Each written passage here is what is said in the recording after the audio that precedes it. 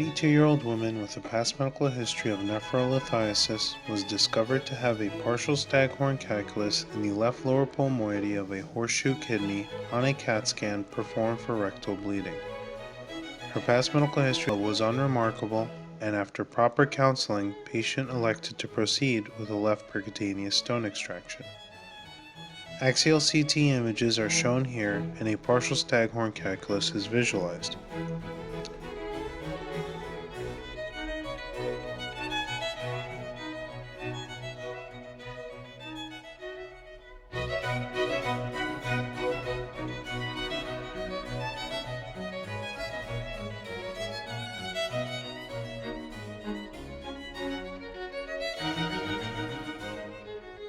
Percutaneous stone extraction was performed through a single tract without incident. A retrograde pyelogram performed at the beginning of the case outlines the collecting system, and our needle puncture site is shown here. An antegrade nephrostogram performed at the end of the case through a 24 French Malincot reentry catheter was normal. CAT scan was performed on postoperative day number 1 to assess for residual stone burden. Axial CT images demonstrate that the percutaneous nephrostomy traverses the descending colon. Some stone debris, contrast, and hemorrhage is also seen in the isthmus of the horseshoe kidney.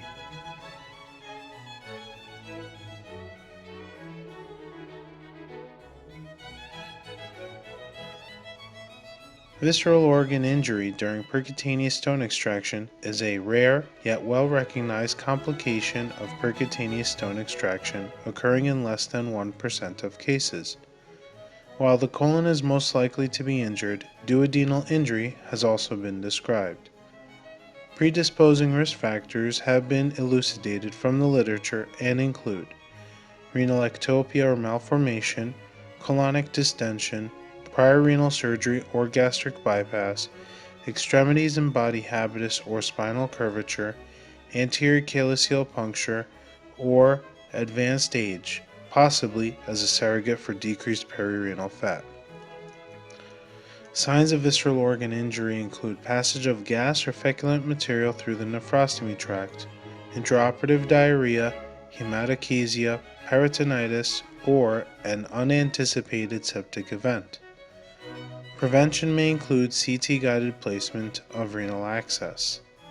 Some studies suggest that supine position offers the benefit of decreased distance from the probable tract to the colon. However, it is unclear if this translates to decreased rates of visceral organ injury with percutaneous stone extraction performed in the supine position. The management of iatrogenic visceral injury is dependent upon the timing of diagnosis and the clinical picture. If this is identified prior to dilation, we advocate for removal of the needle and establishing a new tract in a more medial location.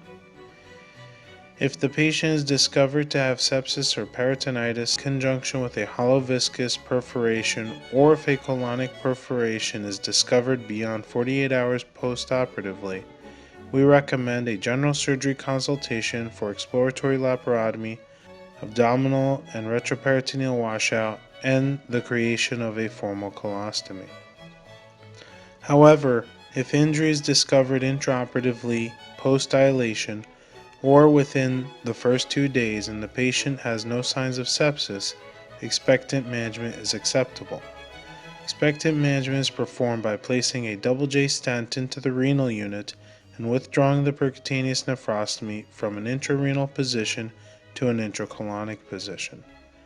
This effectively allows for separation of the urinary and colonic tracts, diminishes the risk for colorenal fistula or pericolonic abscess. In our case, the patient was identified to have a colonic injury on postoperative day number 1 without any evidence of sepsis. She qualified for expectant management, and hence we proceeded with separating wind and water. A double J stent was positioned through the previous established tract in an antegrade fashion after 2 wires were introduced through the previously established tract in the OR.